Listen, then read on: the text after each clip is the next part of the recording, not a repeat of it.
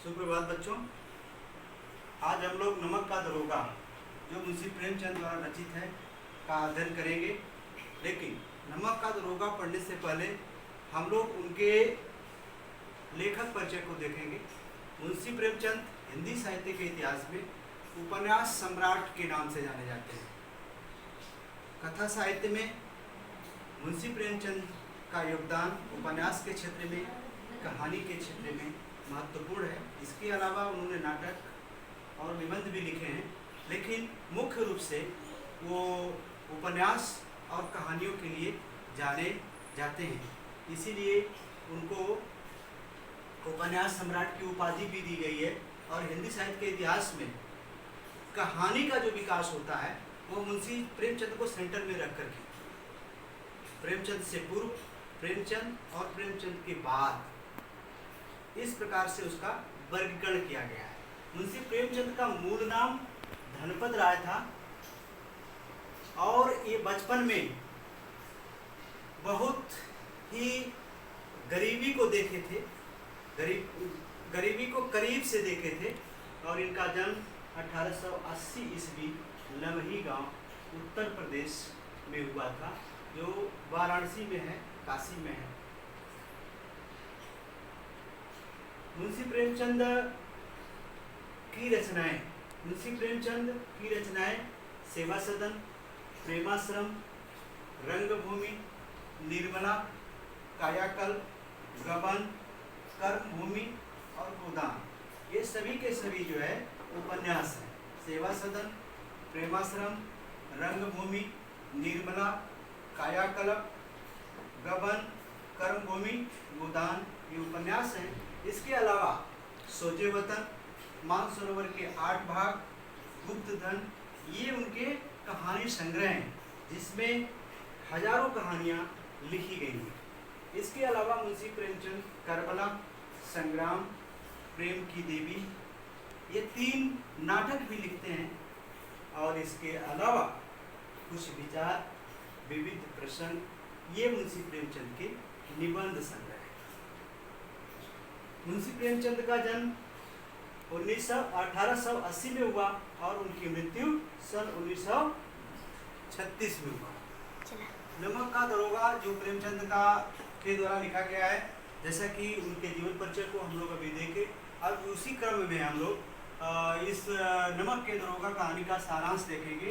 नमक का दरोगा कहानी में 4 बिंदु सेंटर में हैं, जिसमें पहला है नमक, दूसरा है बंसीधर, तीसरा है पंडित अलौफीदीन और चौथा है बूढ़े मुंशी जी।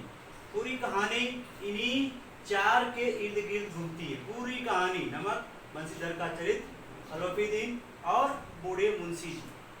चूँकि यह कहानी जब लिखी गई थी उस समय ब्रिटिश हुकूमत का शासन था और ब्रिटिश हुकूमत नमक का एक नया विभाग बना देती है, जिससे नमक की कालाबाजारी क्या होती है, बढ़ जाती है। नमक विभाग में नौकरी करने के लिए सारे लोग लालायित रहते हैं, क्योंकि इसमें ऊपरी आय का स्रोत बहुत ही ज़्यादा होता है। और बूढ़े मुंशी जी जो बंसीधर के पिताजी हैं, उनकी हालत अत्यंत खराब रहती है। वो कर्ज में डूबे रहते हैं। अपने बच्चे बंसीधर को पढ़ाते लिखाते हैं और इस प्रकार की उम्मीद करते हैं कि उसे एक अच्छी नौकरी मिल जाए।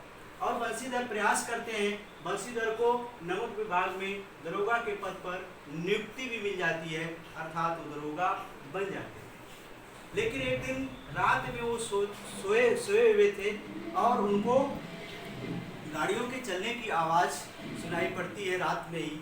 और रात में ही वो उठकर चल देते हैं कि बात क्या है, जाकर देखते हैं तो नमक की बोरियां गाड़ियों पर लदी हुई थी। वहाँ जाने के क्रम में वो देखते हैं, उन लोगों से पूछते हैं कि गाड़ियाँ किसकी हैं, तो पता चलता है कि पंडित अलौफीदीन की है। ये गाड़ियाँ जा कहाँ रही हैं, कानपुर जा रही हैं। तब बंसीधर जो दरोगा के पद पर हैं वह एक्शन लेते हैं और एक्शन लेने के क्रम में पंडित अलौफीदीन को रात में ही वहाँ पर उपस्थित होना पड़ता है। उपस्थित होने के बाद पंडित अलौफीदीन जो धन के उपासक हैं, भ्रष्टाचार को बढ़ावा देने वाले हैं, वो बंसीधर को खरीदने का प्रयास करते हैं। 1000 से शुरू करके 40,000 तक का रिश्वत देने को तैयार हो जाते हैं। लेकिन बंसीधर का चरित्र कर्तव्यनिष्ठ, स्वाभिमानी और संवेदनशील होने के कारण वह टस से बस नहीं होते हैं और आदेश देते हैं पंडित अलोपीदीन को गिरफ्तारी का। पंडित अलोपीदीन गिरफ्तार हो जाते हैं। लेकिन पंडित अलोपीदीन का प्रभाव इतना व्यापक था, वो वाक्पटु भी थे, प्रभावशाली थे और धन के उपासक थे ही, स्थानीय जमींदार थे, उनकी समाज में इज्जत थी, लोग उनसे डरते भी थे। तो कुल मिलाकर के पंडित अलोपीदीन गिरफ्तार तो हो जाते हैं, लेकिन अगले दिन जब अदालत में पेश किया जाता है तो वह जो है बाई इज्जत बरी हो जाते हैं।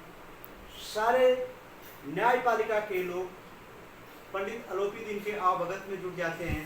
एक प्रकार से धन के आगे न्याय भी घुटने टेक देता है और बंसीधर सस्पेंड हो जाते हैं। पंडित अलोपीदीन बाई इज्जत बरी हो जाते हैं।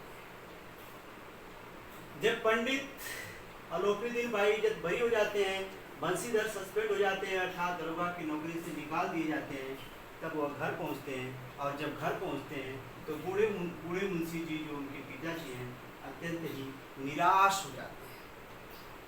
क्यों? क्योंकि नौकरी पर जाते समय बूढ़े मुंशी जी ने बंसीधर को बहुत समझाया था, लेकिन बंसीधर का चरित्र ऐसा था, वह दिल प्रतिज्ञ थे, कर्तव्यनिष्ठ थे, स्वाभिमानी थे, संवेदनशील थे, वह अपने ड्यूटी के प्रति वफादार थे।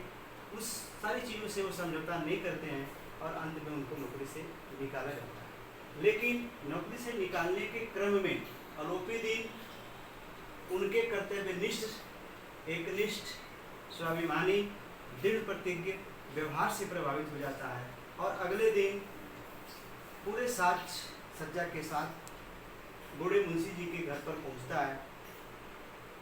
चूँकि वहाँ पर बंसीधर भी होते हैं, बंसीधर स्वाभिमानी थे, स्वाभिमान के साथ अलोपीदीन का सम्मान तो करते हैं, लेकिन बूढ़े मुंशी जी उनके सामने हाथ जोड़कर कातर दृष्टि में खड़े हो जाते हैं, अपने ही पुत्र बंसीधर को भला बुरा कहने लगते हैं। लेकिन वहाँ पर पंडित अलोपीदीन का चरित्र थोड़ा बदला हुआ दिखता है और वो कहते हैं कि नहीं, ऐसा नहीं है, और एक स्टाम्प पेपर निकालते हैं, उस पर अपनी सारी संपत्ति का मैनेजर नियुक्त करने का आदेश होता है। एक प्रकार की नौकरी होती है, मोटी तनख्वाह होती है, तमाम सारी सुख सुविधाओं के साथ। और बंसीधर के लिए ऑफर किया जाता है कि आप इस नौकरी को स्वीकार कर लें। शुरू में बंसीधर मना करते हैं, लेकिन अंत में बंसीधर उस नौकरी को स्वीकार कर लेते हैं। तो कुल मिलाकर इस कहानी में 4 ही बिंदु हैं: नमक की कालाबाजारी, बंसीधर का चरित्र, अलोपीदीन और बूढ़े मुंशी। लास्ट में बंसीधर को अलोपीदीन के यहाँ ही नौकरी करनी पड़ती है। तो कुल मिलाकर के यहाँ पर इस कहानी में आप देखेंगे कि मुंशी प्रेमचंद ने इस कहानी को एक सकारात्मक मोड़ में ला करके छोड़ा है। इसका समाधान प्रस्तुत किया है और सत्यनिष्ठा, धर्मपरायणता, कर्तव्यनिष्ठा को सम्मानित किया गया है। यह सत्यनिष्ठा, धर्मपरायणता, कर्तव्यनिष्ठा किसमें थी? बंसीधर में थी। और अंत में बंसीधर के ही आगे अलोपीदीन झुक जाते हैं और बंसीधर भी इनके यहाँ नौकरी के लिए तैयार हो जाते हैं। अंत में सत्य का स्थान स्थापित होता है।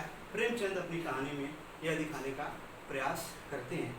तो बच्चों, ये इस कहानी का सारांश रहा। अगले कालांश में हम लोग प्रश्न अभ्यास को डिस्कस करेंगे, कठिन शब्दार्थ को डिस्कस करेंगे और आपकी समस्याएं भी सुनेंगे। अगले क्लास में जब हम लोग मिलेंगे तो आप इस कहानी का सारांश याद करके आएंगे, उसे हम लोग सुनेंगे। धन्यवाद।